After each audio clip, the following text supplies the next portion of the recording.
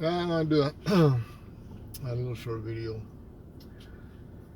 regarding um, the workshop that I took regarding, I guess, producing independent films. I ran across that by, how did I come across that? I guess it's social media. Uh, I seen something that had to do with a workshop, and that was this past Tuesday, Monday. It was pretty interesting. It lasted an hour and a half. This lady apparently, her name's Ella. She she's been producing for 20 years. Okay, she gave us a little bit of history. There was like 1,500 people who tuned in to that workshop. Um, I was one of them. There's so many comments and things that were being in the chat that you couldn't read it because it was just going so fast. But what I did find out about this lady, that it's taken her 20 years to get to where she's at now. She produces films. I can't remember right off the bat what films that she's produced, but apparently she went to filming school and dropped out. That's the way I took it. She dropped out, didn't make it. She quit. Then she started working as a babysitter, but the passion was still there. But obviously, you need money um, to produce films. One thing that she made pretty clear is this, and she was, to me, it looked like she was directing a lot of this to writers, people who want to write scripts and try to make a living at it. Um, don't do that. I mean, she gave us a percentage. I remember that the number of the percentages that you will be successful as a script writer or a script writer for a film that's going to get produced, because it's got to go through a bunch of hurdles. It was 0.0004% that your script would be chosen to make it all the way to a movie status. There's so many hurdles. Even if it gets picked by producers, that most of them get dropped off. And I would concur. Me and Fabian, I don't know how many scripts Fabian writes. We've written, since I've known him, he's written a bunch of them. We've done a lot of script writing. He does it. I don't write scripts. And they never get off the ground. We move on. I still have a lot of the originals. He sends them to me, but there's always hurdles. So I want to say that's true. Same thing for people who want to be actors, directors. She says the best way. This is what I got out of it. The best way to produce and to direct is to do the work yourself. Because you can go as an actor, you can go and audition, and audition and audition, and sooner or later you may get a part that's not just an extra. Um, so chances are the odds are against you in being in a film. The odds are against you to produce a film, and definitely the odds are against you if you want to make a living as I guess a writer, or film producer, independent producer. I mean, she made it clear that out of that, it was an hour and a half long. That if people try to want to make a living at producing films, it's not something that you should pursue and then just drop everything and go after it, because there's so many hurdles and you need money to actually make films. And I'm going to agree with that. I have a career, um, and I stay focused on that. She made it clear that if you want to produce films, write scripts, do it because you have the passion to do it. You love to do it, uh, because making a living at it is just not gonna happen. It's not gonna happen, and I believe that. It's I have the passion for it. I mean, I've always had the passion to work behind the camera, be creative, um, but I've always kept my feet on the ground. You know, had dreams, goals, and I've worked all my life to achieve them. Have I achieved them? I want to say yeah, I have. Um, my goal when I was young, and this is when I was graduating high school, I never made it a goal to me to be rich in money. That was never a goal of mine to be wealthy in money. A goal of mine was I wanted to have a family, and thank God I got a family. I got a loving family. I wanted to have a career that I could be fruitful in. Not so much be rich, but I wanted to sustain my way of life. I wanted to travel. I wanted to be able to support my wife and children, and I've done that. But the passion's always been there. I was a photographer in high school. Graduated. I was a photographer after I graduated. Made extra money. For birthdays and quinceañeras and weddings. And then got my video camera and I started working behind a video camera. Passion's always been there. And that's just continued. I started producing kids films with my son involved in it in Idaho before I even left. I did that 3 years over there, and I got it onto that Treasure Valley. What was that?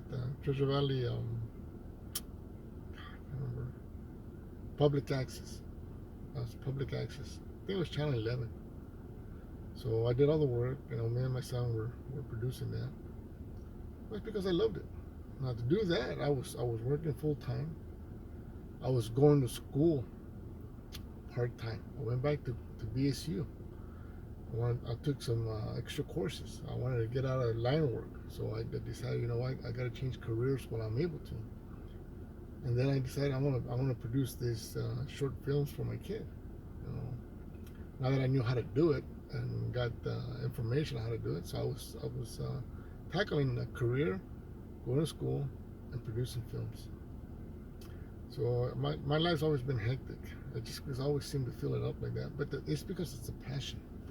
The passion's been there, and that's what that lady was saying is do it because you love it. If you're gonna be writing scripts or whatever, that's great. But don't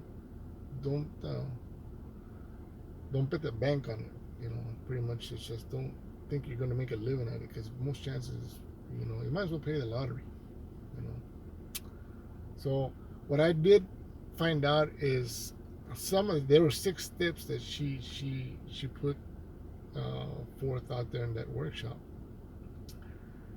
and I'm doing some of them. Now there is something that I got out of it, was the audience.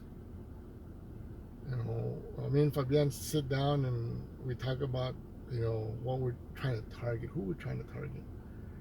And I think our audience is like this. It's this wide, this broad. And that's what we've been trying to do. Is like, we need an audience, a broad audience. But we're doing the opposite of what she told us, or she was telling everybody. You need to, I guess, not shorten the audience, but narrow down the audience. Target specific groups. And with those groups, then you can put it on social media, and they will be the ones who spread the word to that group. And it had to be like bring it out to a genre, what kind of film you want to do. This is how she narrowed it down. She narrowed it down to a specific age group, targeted more at women, maybe women who are into sports. So it'd be like a senior citizen who's active, trying to get back into sports, or she used to be a sports and trying to get back into, say, tennis or something like that.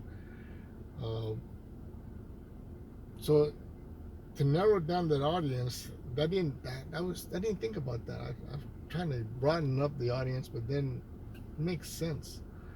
Um, so that's something that I did pick up from that. I picked up, okay, maybe I'm going about this the wrong way, and it's good to know. The other thing is, like you're saying, that okay, don't put all your money into a film, which I don't. The only thing I did back in late 2017, early 2018, I invested in myself. I bought my own equipment. I didn't rent it. I bought my own equipment. Okay, because then that's one of those things that she was saying is, you know, people go out and spend all this money on equipment, but then you can't produce the film. She gave ideas. Use at this point in time, use a friend's camera, phone camera, to do a short film, um, or get people who that are technicians like the audio or lighting, who are maybe going to school or like doing that on the side. Utilize their talents. Maybe they're trying to break into the industry, or they're trying to get the experience, which I can understand that. I have all this equipment, and I'm not good at it. I'm not good at all of it. I mean, I bought the lighting, I bought the mics, I got cameras. Am I the expert in all of that? No, I'm not the expert in all of it. I want to say my son Javi, he's really good with lighting. He knows his lighting work, shadows, and then he's really good with his camera. He's a lot better than I am. Got really expensive cameras, and me, I invested in 5 cameras. That's a few years ago. Still have them. They're 1080s. They're not 4Ks or 8Ks. I'm not ready to spend any more money. I mean, I got the cameras that'll work. What I did find out is from people who have worked with other people or other producers is I'm the only one thus far that I've known or that I've been told that uses multiple cameras on a scene. And I thought that's the way it was done. What I learned from the actors is no, they use one camera and they shoot it over and over and over from different angles. Shit. I'm thinking, you know what? If you got a good take, I got the take in one scene. I got the scene in one take simply because I got my angles.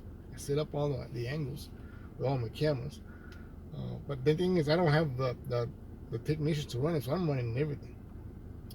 So the other thing that I found out is if you do get some money, which they kind of guide you on how to make some money. They guide you on how to make $600 off the bat.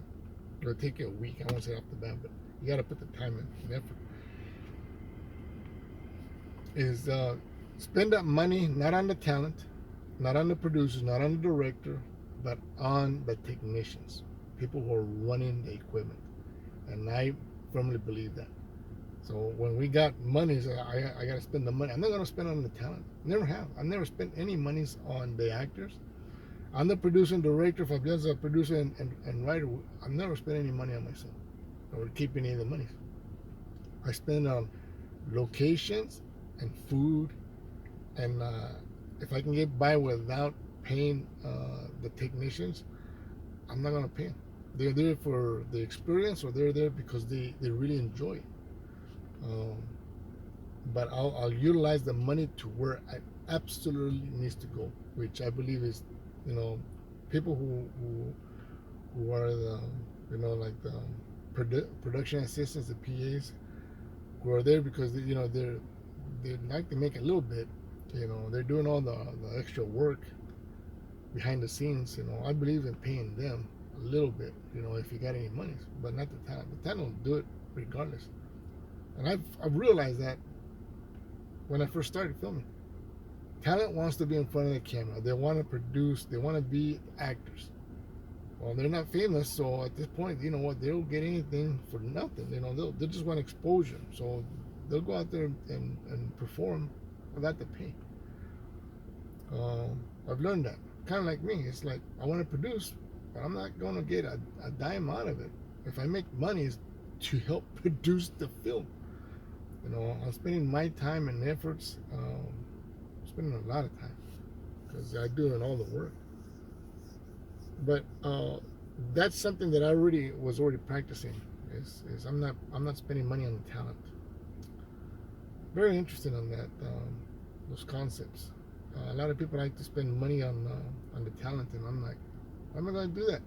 If they don't want to perform for me or be part of it, then that's fine. They can go out and audition for somebody else. I need somebody who will want to just be in front of the camera to perform. So, but that was my take on that. Is I'm on the right path, except what I got out of it is I gotta redirect. I guess my focus on a narrower audience instead of trying to make it a broad audience. I gotta narrow it down somehow with the genre and then break it down from there to a specific group. So, another thing that I know that I'm on the path is, believe it or not, Fabian has always been trying to get me to perform in front of the camera. I never considered myself an actor. I did that on one of the scenes in Spider's Web, simply because the guy didn't show up and we were already out there. It's like, wow, that guy just stood me up and he promised he'd be there and yada yada, and never did show up. So I had to fill in. There's nobody running the equipment. I set it up, but that I don't consider myself a performer. But Fabian, every time he writes a script, I want you in it. I want you in it. I need somebody to run the equipment. So that's my excuse. So I am taking baby steps to get in front of the camera, going outside my comfort zone. I mean, I've always challenged myself. I gotta try something different here. So if people want to be actors, this is the thing I got out of it. If people want to be actors, you better learn how to produce. That way you can produce a film that you can actually be in it. I'm producing films, but I don't want to be in it. But now I'm taking to the steps where, you know what? I want to get my feet wet. I want to get my feet wet. Actually, I want to get my entire body wet. I'm not going to get too much more than that. But I'm going way outside my comfort zone if I do this scene, which I'm excited to, providing I can get the first episode done. But I like to go ahead and try doing something. I'm hesitant to see how it's going to look, but if I don't try it, if I don't step out my comfort zone, then I'm never going to know. I still enjoy producing. I still going to enjoy directing. But how else can I get myself in front of a camera? By auditioning for somebody else? I'm never going to get a part. So I might as well put myself in my own films. See how that comes out. So, anyways, thought I'd just share that with you. Probably running a little bit too long here on this video, but I got something out of it, and then I learned also that I am on the path that I wasn't. I thought I would be way off, but now I'm not. I'm on a path where just continuing baby steps, and I can continue producing films. Come up with a little bit of money, I can continue producing films. Well, am I gonna plan to be rich? No, I don't plan to be rich. Never have. I just want to create my art. What I do want is an audience. So, and that's you. So, hopefully you'll tune in to some of my work. So, have a good one.